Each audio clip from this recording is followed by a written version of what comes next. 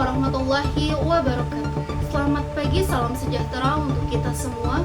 Kembali lagi bersama saya Oktavia Rahmadani dengan NIM 251404006 Program Studi Pendidikan Guru Sekolah Dasar PGSD tahun 2025. Melaporkan untuk Anda hari ini, saya akan mengangkat sebuah topik penting yang diambil dari hasil kajian Jurnal Ilmiah PGMI Volume 4 nomor 2 bulan Desember 2018, yaitu mengenai hambatan fisik dan kesehatan.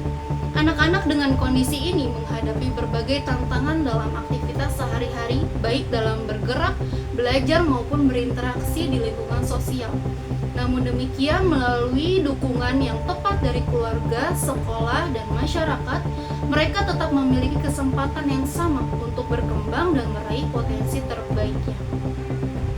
Untuk mengetahui lebih dalam mengenai kondisi, tantangan, serta upaya penanganannya, berikut laporan selengkapnya. Sebelumnya, apa itu fisik dan kesehatan? Definisi pada hambatan kesehatan yaitu hambatan kesehatan merupakan kondisi medis tertentu baik kronis maupun sementara seperti asma, diabetes, atau penyakit jantung. Kondisi ini memengaruhi stamina, konsentrasi, dan kehadiran siswa. Kemudian ada pun hambatan fisik, yang dimana hambatan fisik merupakan gangguan pada fungsi gerak tubuh seperti kelainan pada tulang, otot, atau sistem saraf. Yang dimana kondisi ini dapat disebabkan oleh faktor bawaan atau genetik, cedera, maupun gangguan perkembangan. Selanjutnya yaitu mengidentifikasi pembelajaran anak berkebutuhan khusus pada sekolah luar biasa atau SLB, yang dimana di dalam penelitian ini dilakukan pada hari Rabu 24 Oktober 2018 di SLB Baksi Kencana 1 yang terletak di Jalan Berbah, Krikilan, Tegal Tirto, Kabupaten Sleman, Yogyakarta. Tujuan dalam penelitian ini adalah menganalisis perkembangan fisik motorik siswa usia dasar yang tidak tercapai.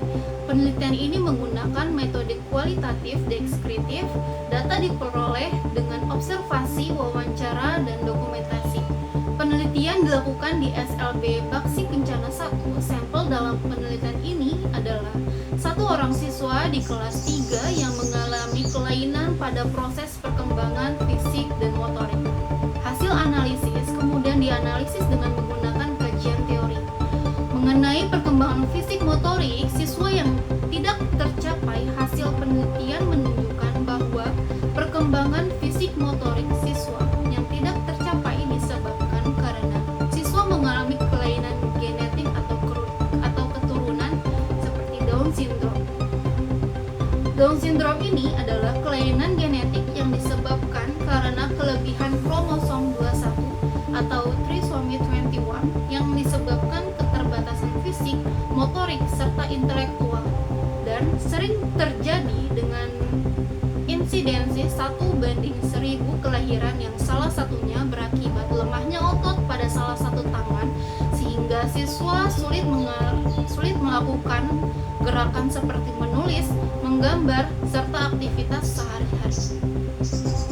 Informasi selanjutnya yaitu hasil penelitian dan analisis mengenai kebutuhan belajar yang sesuai dengan hambatan ini dan penyusunan strategi atau cara pembelajaran. Berdasarkan hasil penelitian yang telah dilakukan di lapangan, diperoleh data bahwa siswa yang menjadi subjek penelitian yaitu siswa yang bernama Muhammad Ainur Rafiq. Rafiq merupakan siswa yang mengalami gangguan dalam perkembangan fisik yang disebabkan karena kelainan genetik atau lebih dikenal dengan istilah Down syndrome. Ada beberapa hal yang menjadi kendala Rafiq dalam beraktivitas, diantaranya yaitu yang pertama, fungsi tangan yang tidak dapat bekerja dengan baik karena mengalami kelayuan pada otot sehingga segala aktivitas lebih mengutamakan tangan kiri. Yang kedua yaitu tidak dapat memegang, menyentuh, menggambar, dan lain sebagainya dengan sempurna. Yang ketiga, gerak motorik tidak sempurna sehingga sulit menulis, menggambar, dan mewarnai sesuai dengan garis. Yang keempat yaitu melakukan gerakan refleks dengan orang lain, misalnya memukul dengan tidak sengaja. Yang kelima yaitu kurangnya menyukai kegiatan yang sifatnya melibatkan semua gerakan fisik karena subjek mudah lelah dalam beraktivitas. Berdasarkan hasil wawancara dengan wali kelas 3 yaitu dengan Ibu Ristanti, diperoleh informasi bahwa tujuan akhir dari sebuah pembelajaran di SLB yaitu mengarahkan anak untuk dapat bersikap mandiri terhadap diri sendiri dan bersikap sosial terhadap lingkungan, sehingga untuk ranah kognitif tidak menjadi hal utama. Hal yang harus dicapai dalam pembelajaran ada beberapa hal yang menjadi harapan dari sebagian besar orang tua yang memiliki anak berkebutuhan khusus di SLB, yaitu anak menjadi mandiri atau bisa mengontrol dirinya sendiri serta dapat bersosialisasi dengan baik di lingkungan sekitar. Proses pembelajaran di kelas, guru hanya menyesuaikan minat siswa dalam belajar sehingga materi pembelajaran tidak bersifat baku. Selain pembelajaran di kelas, observasi juga dilakukan di luar kelas pada saat kegiatan olahraga. Program pendidikan olahraga yang rutin dan teratur dilaksanakan setiap minggu sekali, yaitu pada hari Rabu. Olahraga sangat penting dilakukan untuk merangsang perkembangan fisik motorik siswa.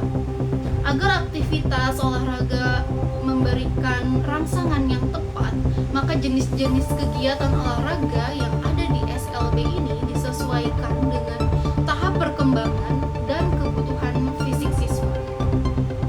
Program olahraga yang cocok diselenggarakan antara lain memberikan kesempatan pada anak untuk melakukan kegiatan secara aktif dan untuk mengimplementasikan permainan-permainan motorik yang sesuai dengan kebutuhan siswa. Dengan demikian diharapkan siswa senang dalam berolahraga melalui permainan yang dirancang sesuai dengan tahap perkembangan untuk melatih fisik dan motorik siswa. Selanjutnya yaitu pandangan guru terhadap anak dengan hambatan fisik dan kesehatan. Umumnya berfokus pada prinsip bahwa setiap anak memiliki potensi yang bisa berkembang meskipun dengan kondisi yang berbeda. Guru melihat bahwa anak dengan hambatan fisik dan kesehatan bukan berarti memiliki keterbatasan dalam kemampuan berpikir atau belajar, melainkan kebutuhan pendekatan, fasilitas, dan dukungan yang sesuai. Hambatan yang dialami lebih pada aspek mobilitas, stamina, atau kondisi kesehatan tertentu yang dapat memengaruhi kehadiran dan partisipasi di kelas. Dari sudut pandang guru, hal yang paling penting adalah menciptakan lingkungan belajar yang inklusif dan ramah, seperti menyediakan akses fisik yang mudah, memberikan waktu tambahan dalam mengerjakan tugas, serta menyesuaikan metode pembelajaran agar tidak memberatkan kondisi siswa. Guru juga perlu lebih peka terhadap kondisi kesehatan siswa, misalnya memahami kapan siswa membutuhkan istirahat atau penyesuaian aktivitas. Selain itu, guru juga memandang kerjasama dengan orang tua dan tenaga kesehatan sebagai hal yang sangat penting. Informasi mengenai kondisi anak akan membantu guru menentukan strategi pembelajaran yang tepat dan aman. Secara umum, guru berpendapat bahwa dengan dukungan yang tepat, anak dengan hambatan fisik dan kesehatan tetap dapat berprestasi, mandiri, dan berkembang secara optimal, sama seperti anak pada lainnya. Demikian laporan yang saya sampaikan. Semoga informasi ini bermanfaat dan menambah wawasan kita semua. Saya Octaviola Rahmadani yang melaporkan. Terima kasih atas perhatian Anda. Wassalamualaikum warahmatullahi wabarakatuh.